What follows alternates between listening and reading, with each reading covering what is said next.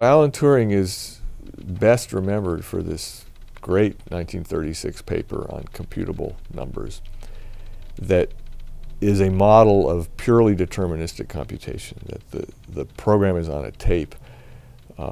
There's a state of mind, and so in theory you can predict what the machine is going to do. You can build a similar machine and run the program again and you will get exactly the same result.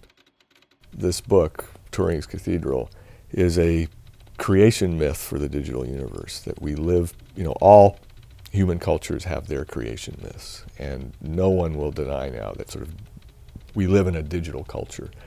And some of us sort of feel more digital than others, but we share, everybody's grandmother has email now. And yet we don't really have a common creation myth of where that began and where that came from. So that's what I was trying to do, and is just tell that story. The idea from this book can really be traced to my childhood, growing up at this Institute for Advanced Study that was primarily a haven for pure theoreticians, people who worked just on pencil and paper.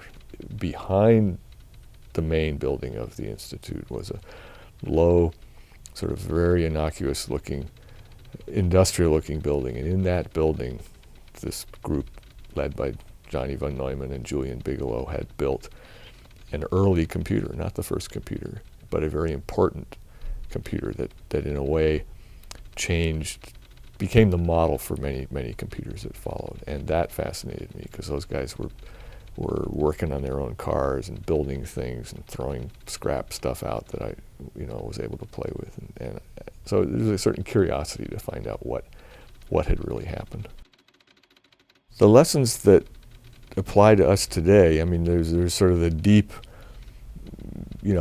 inspiration of how did such a small group of people with so little money, they did the whole thing for under $1 million. How did they do this profoundly revolutionary thing with so few resources in such a short time? The real innovations, and this is so true, they don't necessarily come from the big buildings with the best laboratories. They come from some, like Cavendish laboratory at Cambridge would be another good example. Really, by our standards, rudimentary facilities produced several revolutions. And try and stay away from the bureaucrats. I think one reason it worked so well at the Institute was there was no structure there. They just invented it. There were many other computers, and why did this one get copied so widely? And I think part of the answer is that, which, is not secret, but when I came into this wasn't known. One of the pieces of paper I turned up was a consulting agreement between von Neumann and IBM, dated May 1945. The IBM people were down there every week following their progress. So all this progress made on the von Neumann machine was open to everyone, but it also fed directly into IBM, and very much to IBM's benefit. The openness of this invalidated the patent claims of anybody else. It became a very, the largest American court case until the Microsoft antitrust case.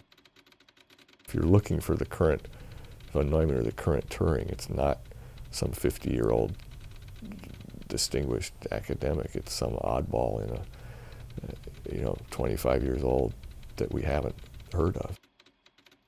I think the world of computing is open to, the revolution isn't over, and someone could come along, as Alan Turing did, with a new way of looking at it that might have exactly the same effect of translating into real code and real hardware in a different way.